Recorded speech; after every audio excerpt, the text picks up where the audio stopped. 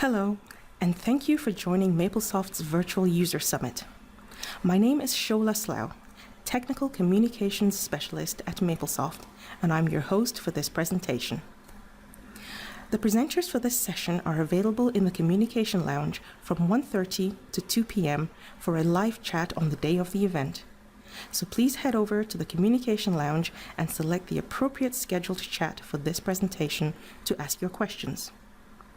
If you are viewing a recording at any other time and have questions, please leave your questions on the message board in the Communication Lounge and a Maplesoft representative will get back to you. This session is titled Challenges and Solutions for Engineering Educators.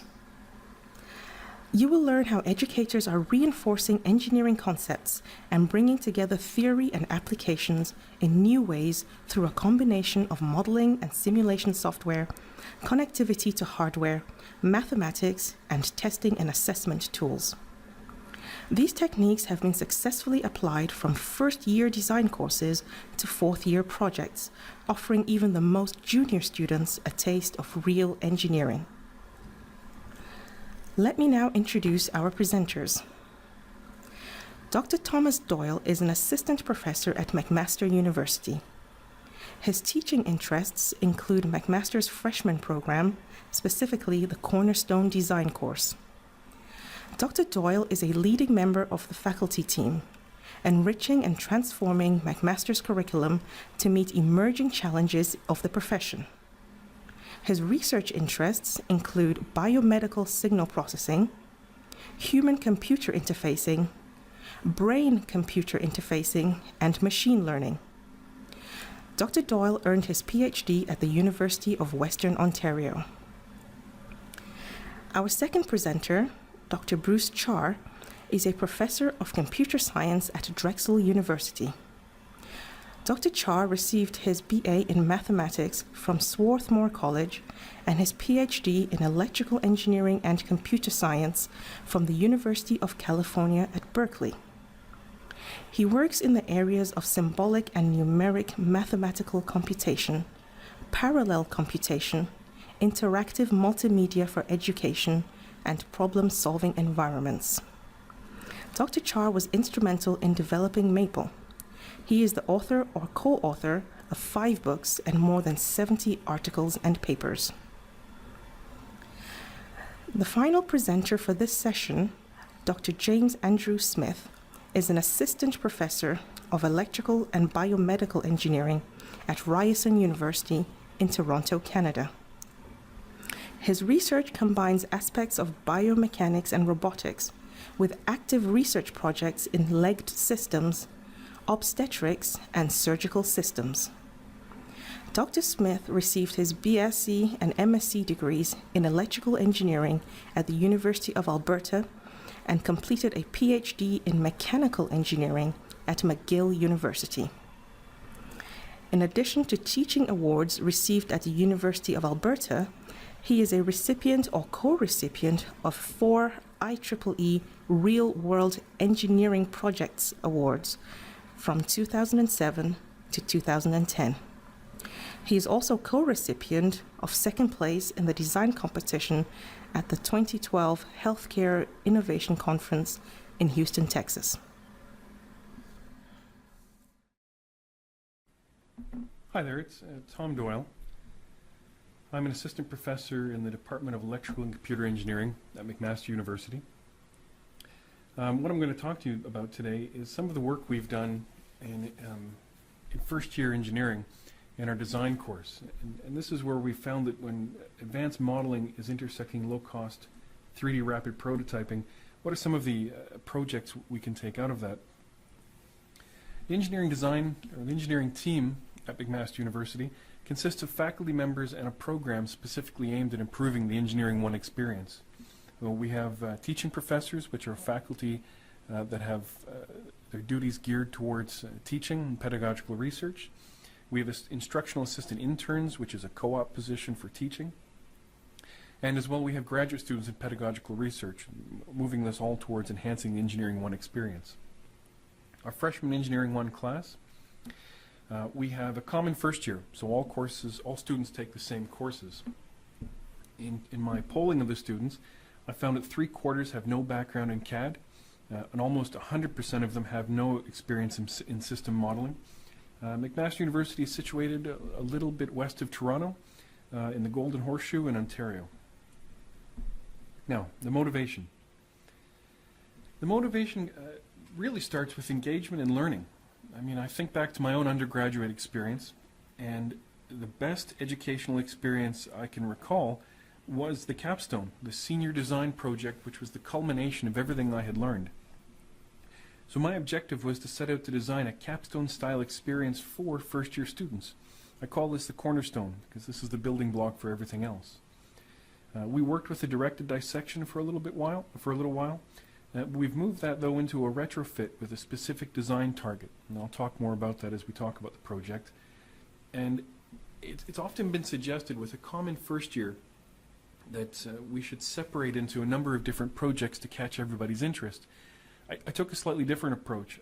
I think engineers are innately curious, and if we can pick up on that innate curiosity about how things work, we can have better engagement. We all want to know how things work. We all open them up, and that's really the hook. That's where we find students have the most interest. Now, in a course like engineering design and graphics, I started asking myself, what is it to teach this course? What is it to teach design? And I started looking at the traditional versus what I've decided or what we've evolved into. And the traditional was one based mostly on form. Form such that we would demonstrate to students how to create multi-views, isometrics.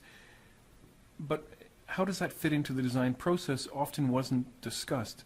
And I found by the end of the course, not all students would have an appreciation for the function. And so we've started taking the traditional approach which focused on form and moved it more towards a functional approach. And with that, we've gone from an open loop design to closed loop, where students get to iterate and go back and change their design to improve it. And with this, we're really looking for a spark of intellectual curiosity. And so that's what I mean about the common experience, trying to get something that's common to everybody, something they've all had experience with. And if we can teach students in this course to ask better engineering type questions, I think no matter what, we've improved.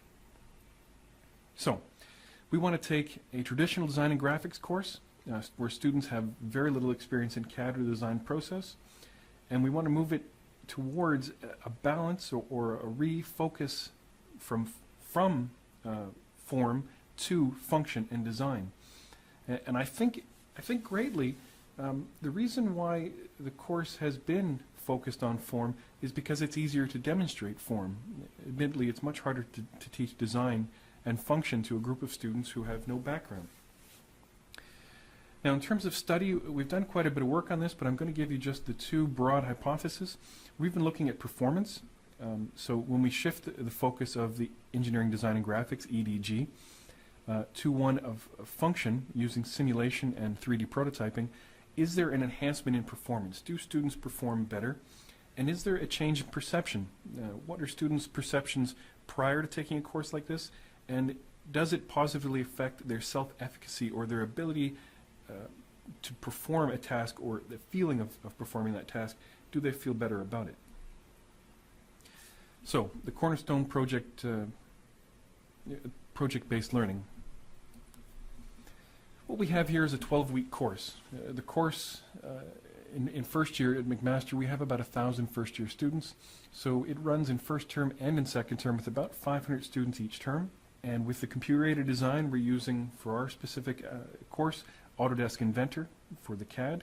For the simulation, we use that for testing and iterating our designs. That's Maplesoft's MapleSim. And for the prototyping, the validation of function, we're using 3D printers. Now, with the reframing of the course, we start here with a slider crank. And this is something I've taken from the Kinematics Open Library. I've given you the link at the bottom there from Cornell. And with this, we don't start in the mathematics. We start in the understanding of how a basic mechanism might work. So this being a slider crank, we talk in class about how do students see how this works and what is it doing. And so students can easily see that by rotating that handle, they can have a linear actuation or a linear motion of the slider. And that's easy to understand. It's easy to see.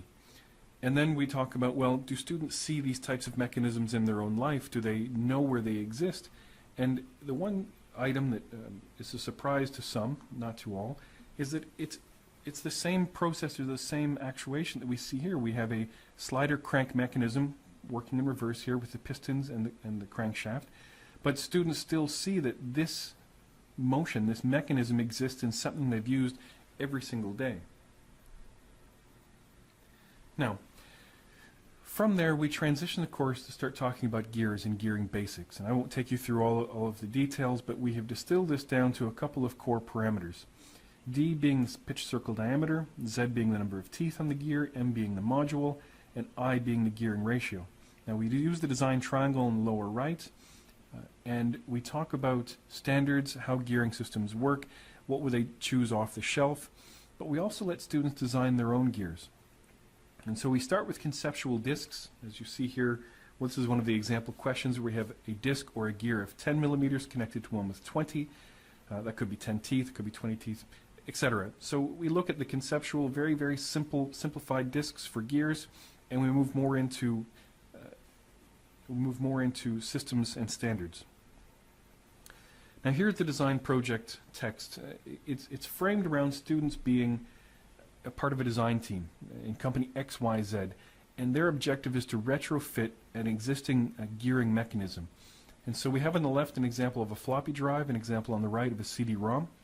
And what we've done, we've removed the existing motor, worm gear, and the connection to the read head, and their objective, under the guise of parts no longer being available, we take the motor, we place it in a different location, a different orientation, and students must now go from where the motor has been moved to, back around to the original read head, and move it at the original speed. Now every student or every team gets a different input parameter for this motor, but at the end everybody's output must be the same as the original object. So in a traditional design and graphics, we couldn't possibly have tested their form to see if it would have an output linear speed of, for example, 0.0625 meters per second or 0.120 meters per second for the read head. And so from that perspective, this is quite a jump forward, because students can appreciate the complexity that now for designing a simplified gear or a very simple gear train. Now one of the things we learned early on is we can't throw students into this without some direction. And so by using this flowchart from engineering design by Dim and Little, we can make sure students stay on the path, because when we brought tools in before, such as the simulation, many students would start at the simulation stage, and that's far too far into it. We want to make sure they sit down, do the hand calculations, get the problem definition, everybody talk about conceptual design, and once we moved into preliminary design, as you see down there in the middle of the flowchart, we can start a verification. And we use MapleSim for verification. So they have their CAD models, they export them into MapleSim, which I'll show you an example in a moment, and then they can test their gears if their calculations for their ideal gears match the gear trains they've designed. And if they do, they can test them in modules, much like we test individual functions in software writing or software code. We'll be testing individual modules of our gear train. We build upon it and build upon it and build upon it until the end we have a full validation of the system. Now here's a quick overview. We have in the upper left hand calculations. We do some background in gearing, some theory. We use a design triangle. We take that across to our CAD system. In our CAD system we design the gears. After we've designed the gear pairs, we design them as pairs and then keep building it as a cascading system. We move that into our MapleSim, which is really an export of one data format into another. We test the gears real time to see how they work. We put virtual probes on them, and if they don't work quite the way the students want, then we go back into the hand calculations and we iterate. This is where the students get to go back and loop and iterate the design. This is the closed loop portion. So here we have an example of the directed dissection. I will take them through all of the major components inside of the CD-ROM. We see here an example on the left. We have a solid model on the right. The gear train for driving the read head is removed. As you see, the motor has to be placed in a different location. And this is where the challenge begins, the design project. This is an example of a student submission. In the upper left corner, we have a student's hand calculations have been worked out, and this is a two-dimensional mock-up of where their gears will be positioned for their read head. We have in the middle the solid modeling. This is a highly rendered model of their CAD design.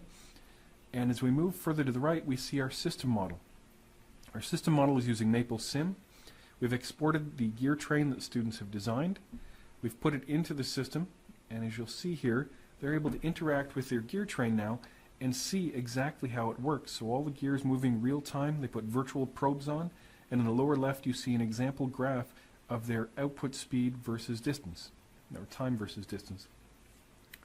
And students are able to test, does this meet the exact design requirements? And if it doesn't, we go back and we iterate, we change, and students start asking different questions about, well, if I change, for example, the pitch on my worm, how will that affect my overall gearing output or the speed output based on the criteria or the design that was laid out to them from the beginning? So once they've validated their overall design, they can now move into the prototyping stage. And so we see here in our lab we have a three-dimensional printing set of printers for students to use. And in this particular case, we see students printing the worm gears, we see them printing spur gears, and in the next frame here, we'll see them printing the chassis. EPIC stands for the Experiential Playground and Innovation Classroom, which is open to all first-year engineering students at McMaster. And it's intended to take students beyond the textbook. So really, they go in and they get to explore different ideas, different concepts, and for 1CO3, or for my design course, they use the 3D printers for printing their projects, but they also have time to print anything they want. We have 20 of these devices running in parallel, and we find that meets the objectives for everybody to print their projects by the end. Now here's another example. We have in the upper left corner, we have the student's CAD model. We have their MapleSim model in the middle. We have the 3D printed prototype in the upper right-hand corner. In the lower left, we have again the displacement graph, which is measured using virtual probes, and we see how it all maps together. And in this particular example, we see the students have used a handle to simulate the motor input. We have that connected to a gear train. That gear train is connected to a worm, and that worm is connected to a slider, which simulates the read head on the actual CD-ROM. Now, I think many of you would say, well, this isn't to scale.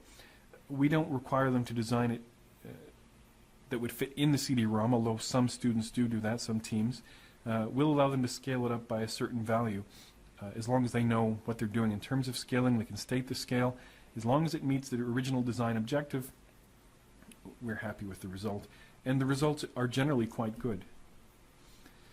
Now, we have found the simulation component has had a positive effect on visualization. So if we looked at our 2009 data versus 2011, we had pure dissection versus simulation. Things went quite well. Students found quite a benefit. Although we have found the increased course content requires a little bit further consideration because the lower ranked students in the course seem to struggle more. And with that, we thought to ourselves, well, would physically holding the design parts help the struggling students? And so as we move forward, we've found that actually having students hold their designs or be able to print the designs has a positive effect for all students in the course, even those that would normally struggle. The most important thing here to note is that I don't think it's possible to get to the prototyping stage or the printing stage if we didn't have a tool like MapleSim to actually test or close the loop for design. You can imagine unleashing 500 students without an ability to validate their work prior to printing would be quite difficult. Now, there's still practical considerations that students have to meet or perhaps are unexpected for them. For example, you can't have a gear pitch or spacing between the teeth of 0.00001 millimeters. While it may work mathematically, physically there are constraints for these printers can print, and so students get a feeling for the manufacturing process, that in every manufacturing tool there's going to be some limits. And so that can be painful at times for some students, but in the end, they gain an appreciation for the mechanisms, for the function, and for the manufacturing. Now, in terms of feedback from the students and study data, the course transitioned fully this past year to prototyping, simulation and prototyping. So we're using both modalities for the design and graphics course. We found that the 3D simulation has had a positive increase across the board for the class. Struggling students, they do a little bit better. The role of the first year experiential project has demonstrated that we have an improved engagement for students, and it really is a unique educational experience. There are no other schools doing the first year program like this, certainly not with this size. The simulation modeling tools help students to synthesize the practice and the theory. They get a chance to test out these abstract concepts, and while they still remain a little bit abstract within the computer in the digital form, when they can bring it out and print it, it really solidifies what they're doing. Now, the low-cost rapid prototyping and the low-cost printers are really allowing students to bring things to life, educators to bring things to life, and so students really are at the stage now where they can have a concept in the digital abstract domain of the computer and bring it to life in their hands, and that's quite a powerful learning experience. So, with that, I want to thank you for your time. If you have more questions, you'd be interested in collaborating, you'd be interested in implementing a similar approach, my contact details are here. At this point, if you'd like to ask any questions, I'd be happy to take them. Thank you very much.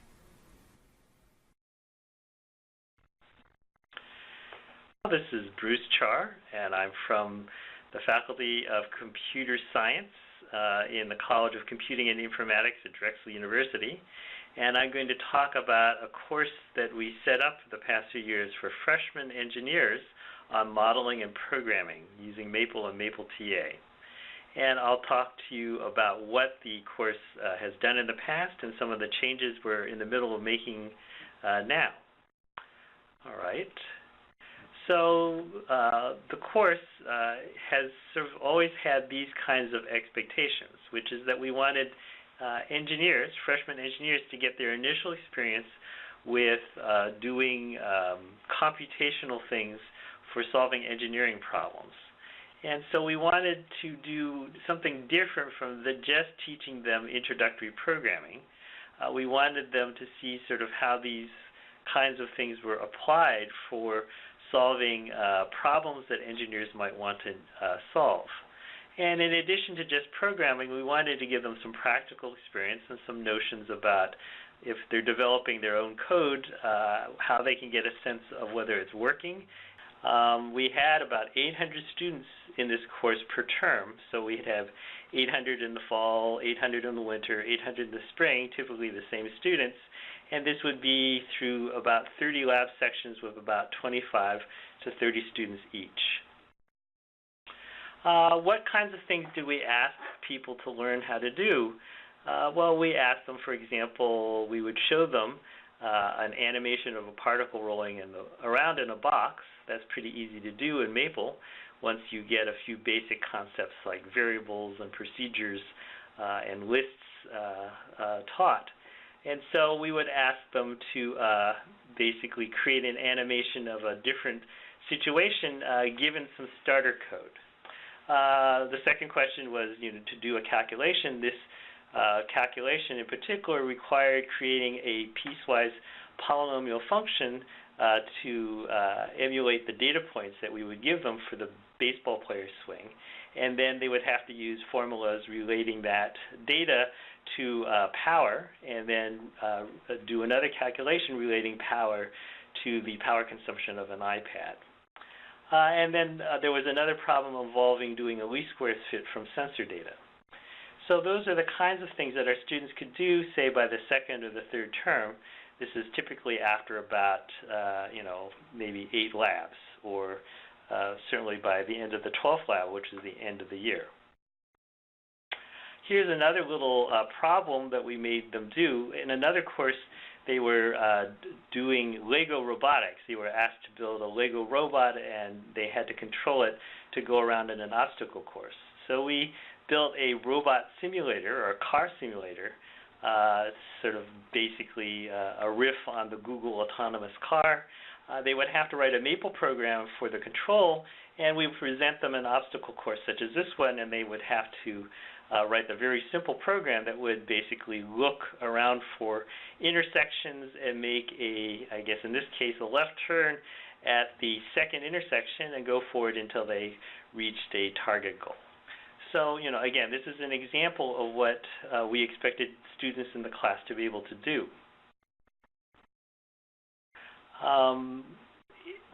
We didn't find an existing textbook for the course, and so we ended up writing a lot of the material ourselves.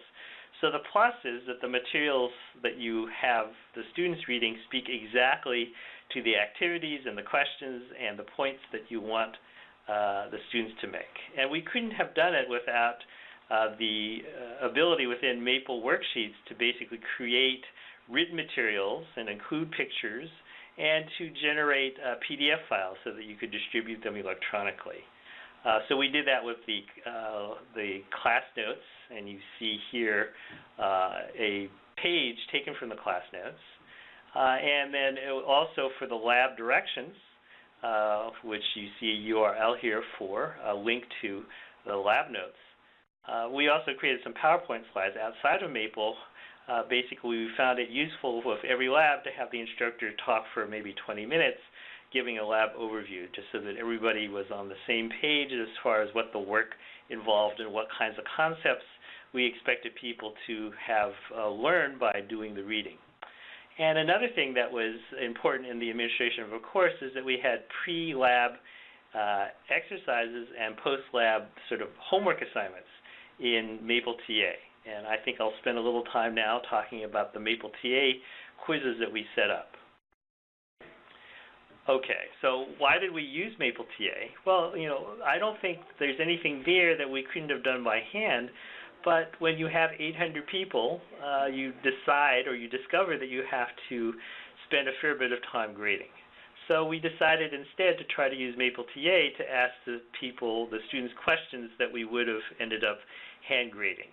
And so it turned out that every term we developed maybe 50 questions for the students to fill out. Some of them, they range from very simple things where they were being asked to indicate through multiple choice questions that they understood the reading for the lab, or in some cases some more difficult situations where they would have to write a Maple program and get answers from it in order to answer the questions.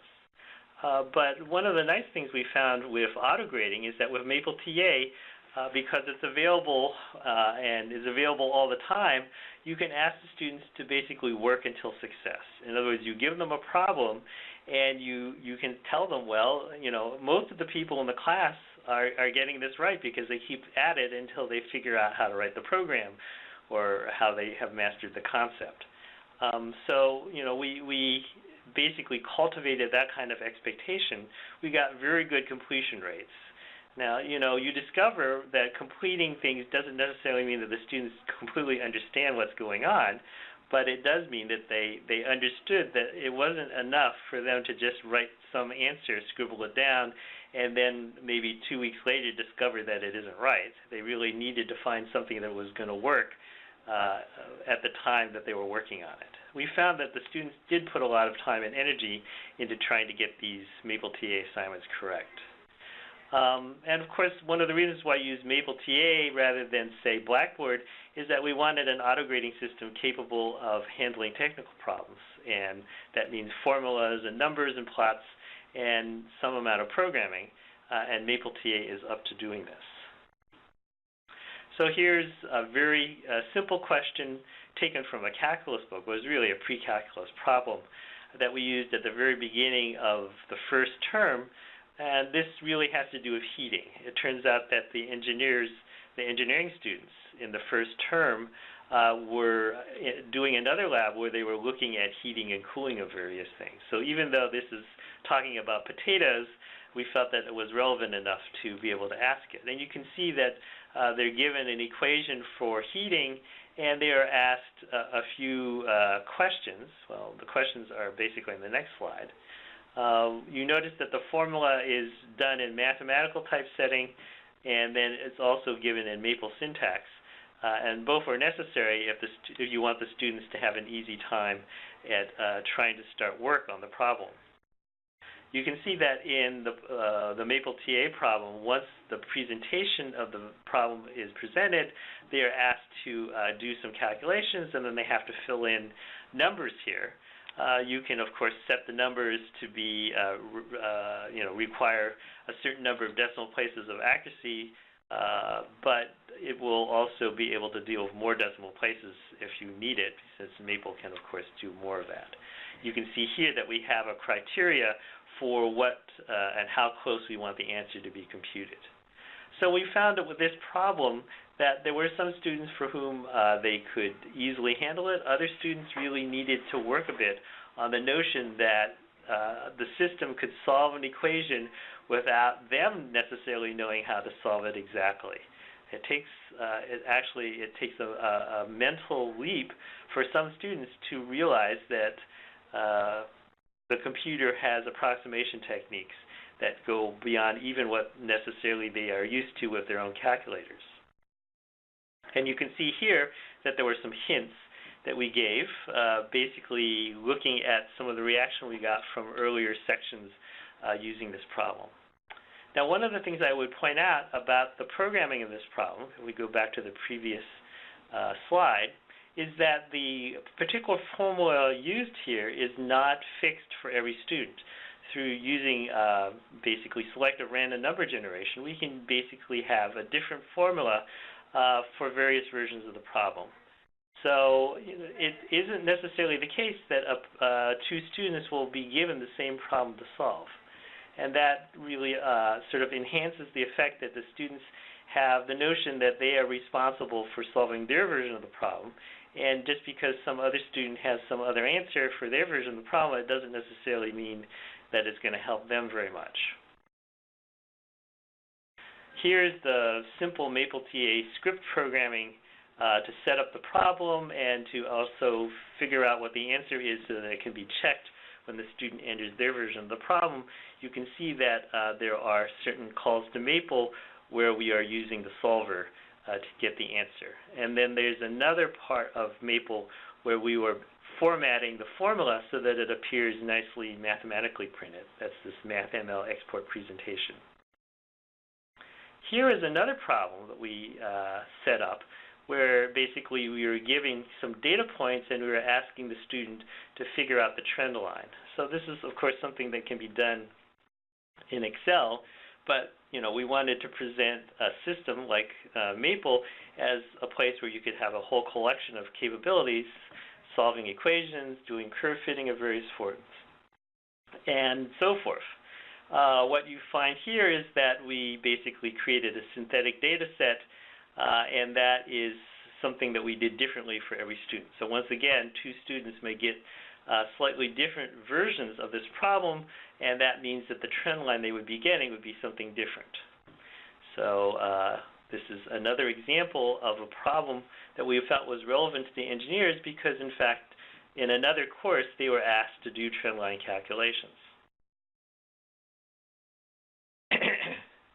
I should point out that the programming required to set this problem up was done in Maple. So we're using the feature that Maple TA programming can be done with the help of Maple programming. And there was a few hundred lines of programming involved here.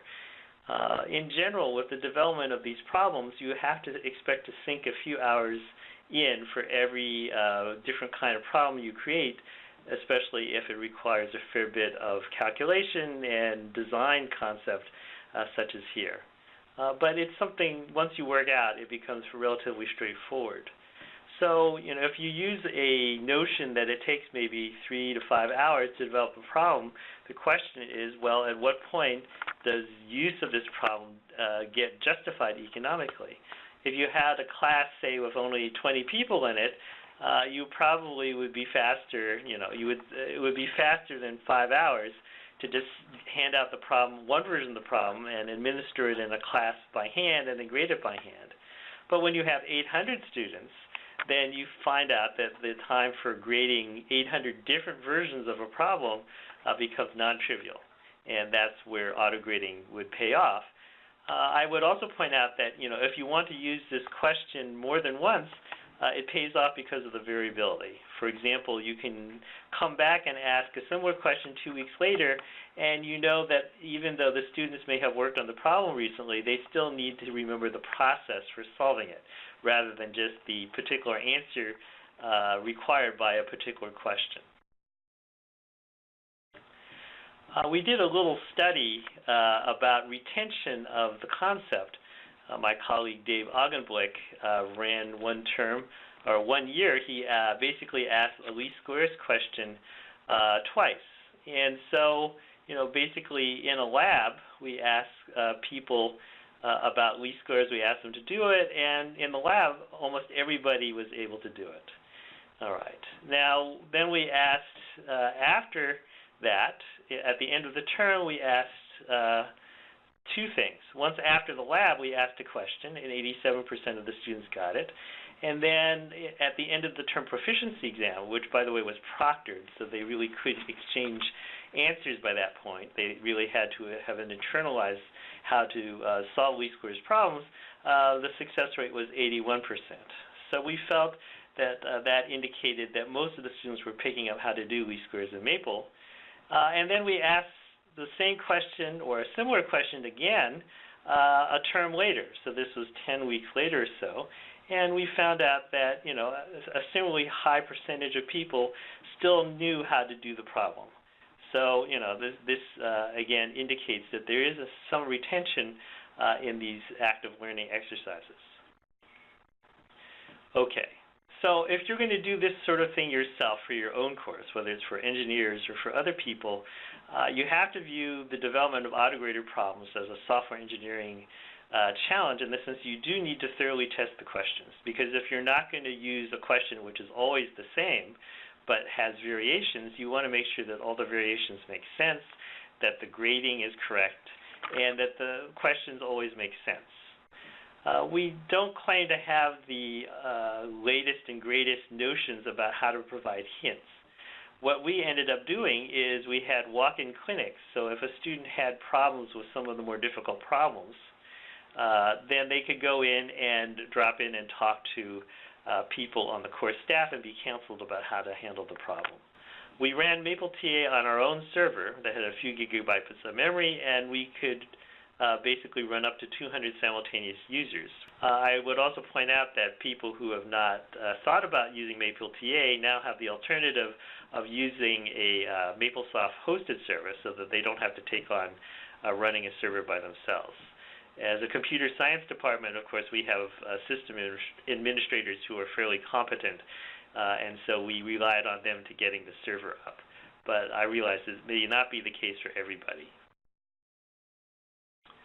I want to finally talk about a few things that we're doing now and changing. Starting in fall 2013, in other words, last term, we are pivoting the course, and so rather than dealing with Maple as the language that the students are learning to do work in, it's MATLAB. And so the question is, well, what does MapleTA do for you if you're using MATLAB? And I would like to talk a little bit about that.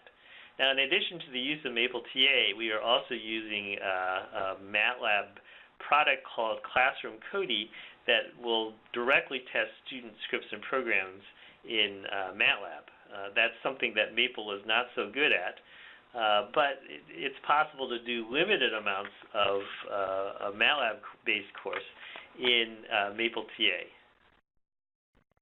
All right, so in conclusion, I would say that this is a course that tries to do the best it can on a very limited time budget. It is problem-solving based, so it's active learning. The students are basically asked to do a lot of things and not necessarily spend so much time listening. They have to do reading, they have to do the lab work, and they have to do the online exercises. And that's basically how they get their training.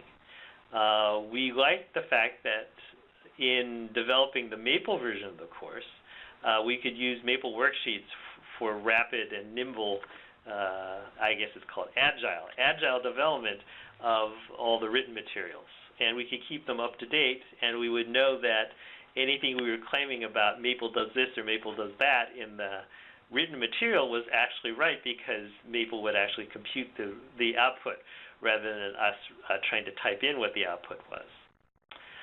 Maple TA's strengths are the fact that it has all these technical libraries, including some that will translate MATLAB syntax for you, and that it's easy to set up variation, which means that any individual had to have the process for solving the problem rather than just the text of the answer, and that it was very easy to create make-up assignments, because we would know that the students who would be facing that would still have to come up with a different solution. They couldn't rely necessarily on the solutions that previous students who had taken the exam previously had done.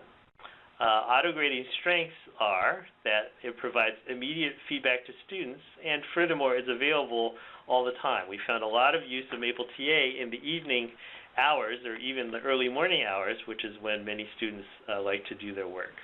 And so the upshot of using auto-grading is that we felt that we were able to use most of our staff time for actual contact time with the students, so that the time that the staff was spending with the students is really spent in talking to them and helping them with individual problems that maybe auto-grading is not so good at addressing. All right, well, that concludes my presentation, and now I should be available for the Q&A session.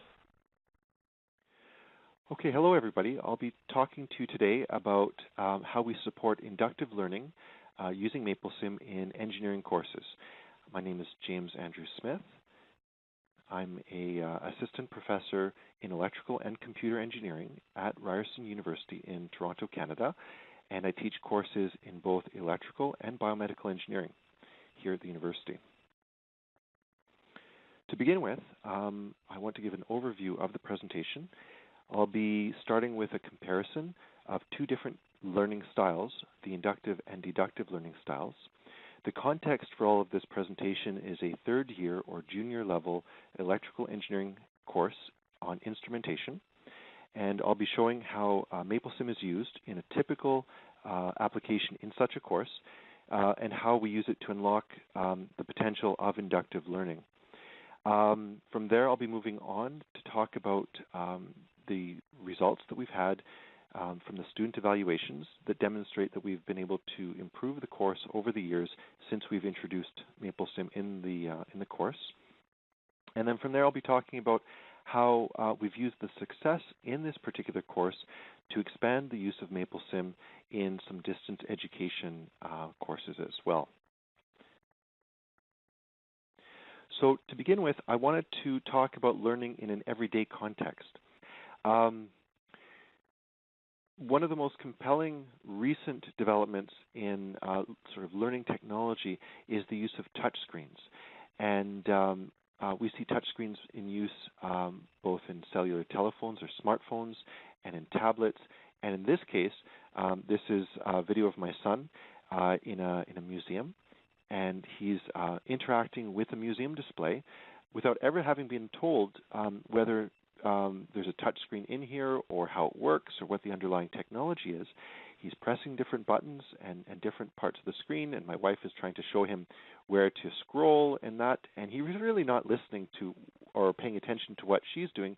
He wants to learn and explore on his own, regardless of what she's trying to show him.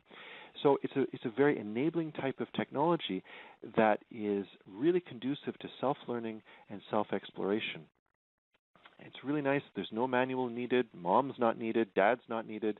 My son right here can learn completely on his own with this. And we see that for children like this, learning is a really interactive process, and that they can induce the underlying rules without any intervention by anybody else. This is a very natural way to learn. And it's important to realize that there are certain tools and certain environments that are more friendly to this kind of approach than others.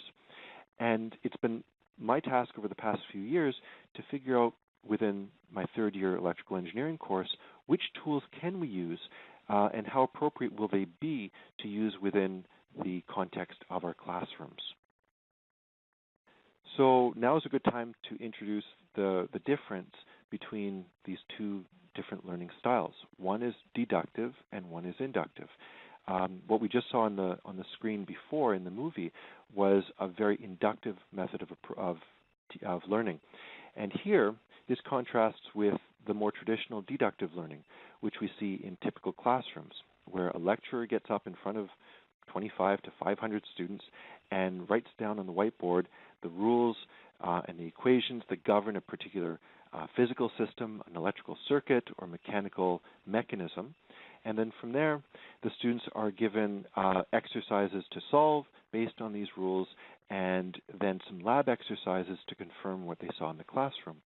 So this method of learning is more of a rules to behavior approach, where students confirm the behaviors that come out of the rules based on what they saw in the classroom. So it's more of a classroom to laboratory method of learning. And this is what we call deductive learning. Conversely, what we can talk about is what I think is a more natural way of learning in the everyday sort of context, which is immerse the student or the child or the person in a system or in an environment where they get to interact with the system in question and analyze the behavior of what they saw. And from there, they induce models for that behavior or create rules to explain what that behavior was about. So to go from the behavior to rules approach, which is more of a lab to classroom approach. So it's really the inverse of what we see in a traditional classroom. Now, I think it's important to also point out that I don't think that one method or the other is superior to the other. I think that there's an argument to be made for both types of learning. And in the context of how today's students learn, we actually see that they're comfortable with both. They use inductive learning when it's appropriate and deductive learning when it's appropriate. The issue here is that in typical colleges and universities, teachers default to the deductive approach. And that's because it's been the default way of teaching 25 to 500 students at once in Western universities. And this has been done for hundreds of years. And the reason typically why inductive learning isn't done is because it's impractical in a lot of cases, or has been impractical in a lot of cases because of the sort of the imbalance in resources for teaching. Now, the issue these days is that a lot of students are taking what they're seeing in the classroom and going out on the internet and doing a lot of learning on their own. They'll compare their local professor's lecture to lectures that they see on the internet, or they'll download schematics for systems that aren't being taught in the classroom, and they'll ask their professor, or they'll talk to their professor and ask them, is this comparable? Is this something that we can look at within our classroom? And so what they're really looking for is a little bit of guidance from the professor in terms of what they're seeing in the outside world on the internet and that. And so this whole thing allows us to start making new choices for how we learn and how we teach, based in large part on the technology that students are bringing into the classroom and that professors are bringing into the classroom as well. And my big argument here is that I think that we should use this technology to allow a case-by-case choice to be made as to whether inductive or deductive learning and teaching is appropriate for individual things that we're trying to teach. To give a little bit more substance to this discussion, I'd like to talk about deductive versus inductive learning in a particular example that we would see in a third-year electrical engineering course.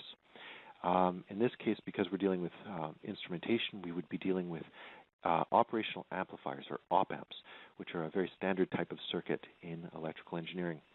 And in the deductive approach classroom method, the lecturer would get up in front of the class and tell the students the operational amplifier golden rules. And you can see the video here that shows effectively the flow of these different types of rules.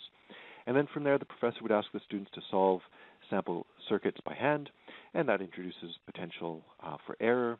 And then the students would go to the labs or to a computer lab and either simulate or experiment with operational amplifiers to confirm what they saw in the classroom. So this is a very standard approach to how we would teach it, a very traditional approach. Conversely, we can take a look at how we would do this with the inductive approach. And so after a brief introduction by the professor, the students can explore this, say in a program like MapleSim, where they would draw schematics similar to what they saw in class, maybe a couple of variations on what they saw. And they would simulate it, and they would see what the behavior of these simulations was. And then from there, they would use, say, MapleSim to extract the equations. Even if they weren't necessarily very strong at the fundamental math behind that circuit, they would be able to get the equations out of that particular system and then do the checking between the equations that they saw that were generated and the behavior that they saw in the simulation. And then from there, they would be able to check the same behaviors maybe in a hands-on circuit, and then go back to the professor and verify with the professor, maybe in a lecture kind of context, whether or not what they saw was valid.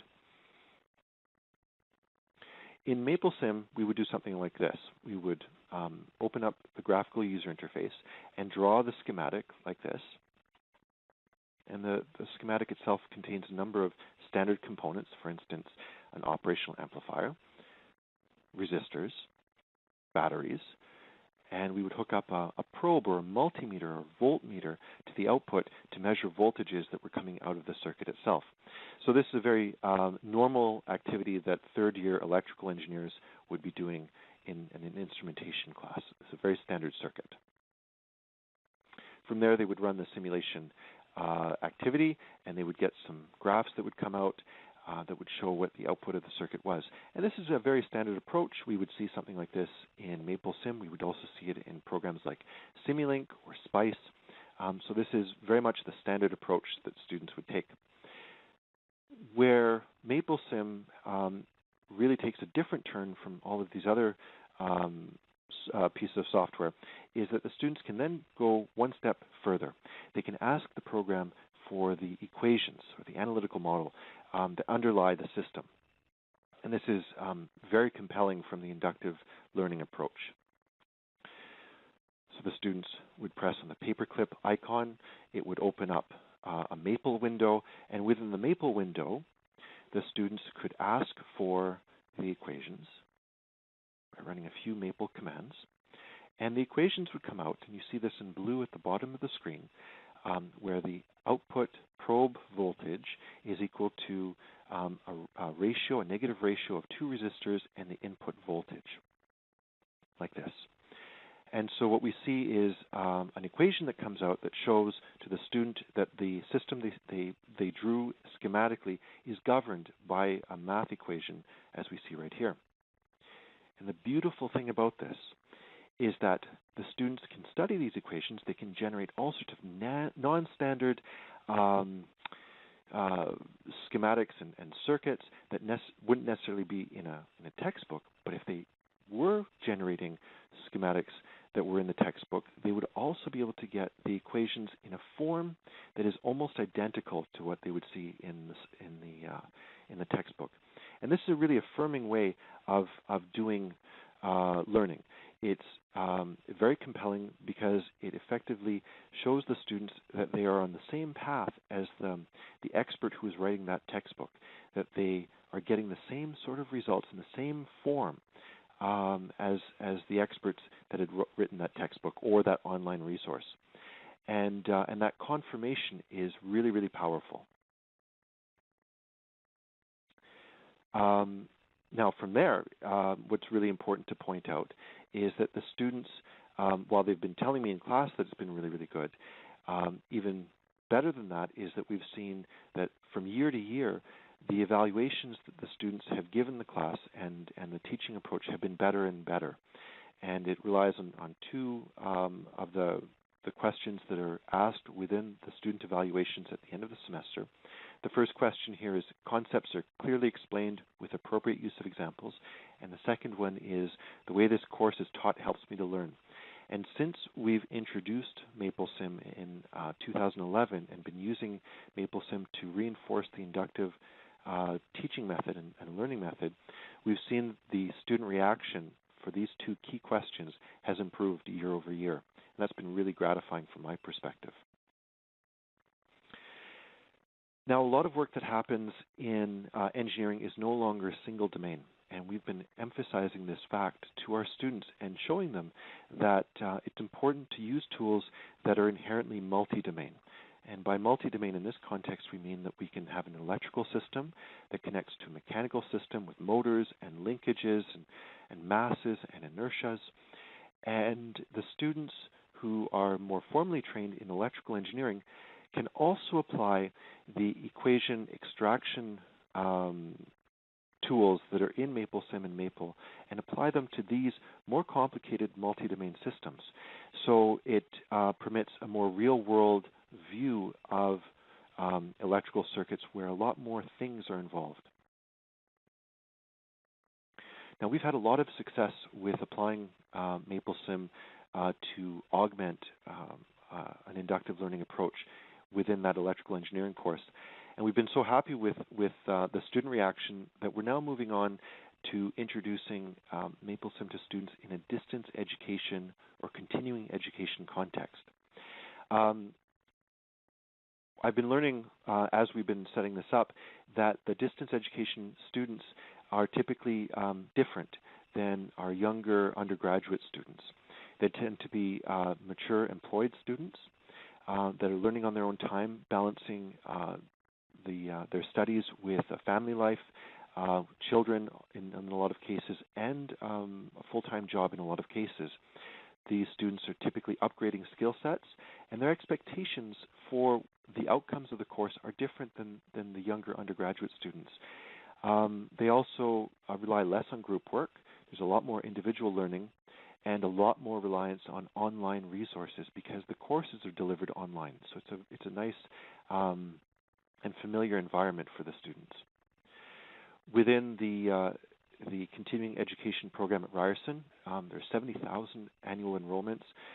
There are 22 certificates and 400 different courses being offered. So it's a very important part of the Ryerson University world. And the distance education learners that we have typically are older, as I was saying, so age 25 to 39. So 41% of our distance ed students are in that age category. 80% are female, and about the same number are currently employed. And many of them already have university degrees. So this is very different than the typical undergraduate context. And yet we think that there's a real role that we can play with MapleSim within these courses. So the course in particular that we're dealing with is called Embedded Systems Hardware and Implementation. We've just prepared the course. We're ready for the first cohort of students. And the emphasis is on hardware concepts, so not just electrical components, but mechanical and electromechanical systems. And the students will be doing a lot of learning through simulation and confirming their results with an actual hardware robot. So next I'm going to show you a little video. It might be a little bit jumpy on WebEx, but bear with me here. So these students will be simulating within MapleSim a mobile robot with wheels, and it will be trying to detect obstacles and avoiding obstacles while simulating electrical components and sensors and motors all in the same system. So a very multi-domain kind of system that has a very real-world context because they will actually have a very similar robot that they will be using in their other distance education courses. So in conclusion, I'd just like to say that we've had a lot of success with MapleSim, teaching both from the inductive perspective and the deductive perspective. It allows us to use the behavior to rule approach, that is the inductive approach, as well as the rule to behavior approach, the deductive or more traditional lecture style. Its integration with Maple has been fabulous as well because it allows us to unlock the underlying math that has been not really available in a lot of the other simulation packages. And overall, the confirmation from students has been really, really good. They really enjoy the process that we're using to teach them with. As well, this is not just limited to electrical engineering. It allows us to look at multi-domain problems and concepts, and we're now moving this on to distance education courses, and we'll see what happens with that in the next year or so. So thank you very much for your attention, and I will be available for taking questions. And that concludes this session. Thank you for joining us today. Don't forget to visit the Communication Lounge to ask your questions. Also, a reminder that a recording of this presentation will be archived and you will be notified when it's available.